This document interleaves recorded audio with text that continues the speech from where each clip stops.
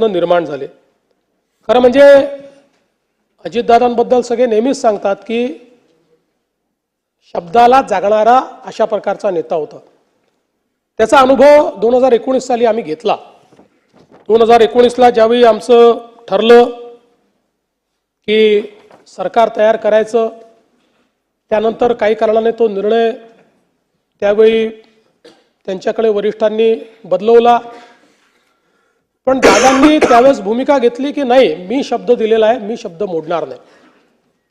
आणि आम्ही सरकार तयार केलं, शपथविधी घेतला। त्याला अनेक लोकांनी पहाटेचा शपथविधी म्हटलं। त्याला पहाटेचा म्हटलं की दादा त्याच्यावर नाराज व्हायचे।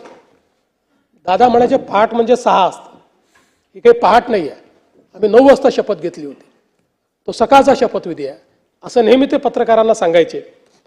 आणि मला आजही आठवतं की त्यावेळी अतिशय दृढतेनं त्यांनी, खरं म्हणजे त्यांना निश्चितपणे काही ना काही प्रमाणात त्याची किंमत मोजावी लागली, पण तरी देखील त्यांनी सांगितलं की एकदा निर्णय झाला होता, मग या निर्णयाला मी बांधील असेल।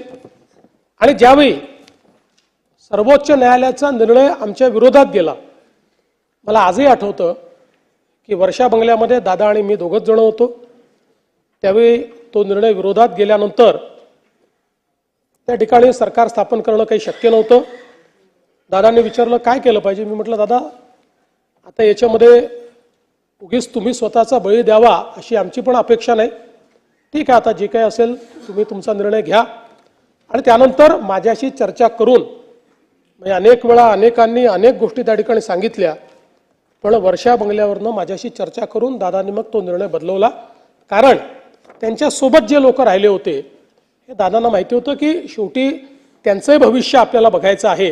आणि मग दादांनी पुन्हा त्या ठिकाणी जे काही सरकार झालं त्या सरकारमध्ये सामील होण्याचा निर्णय घेतला। आणि म्हणून मला असं वाटतं की त्यांच्या स्वभावात पारदर्शकता होती। ओठात आहे ते ओठात आहे।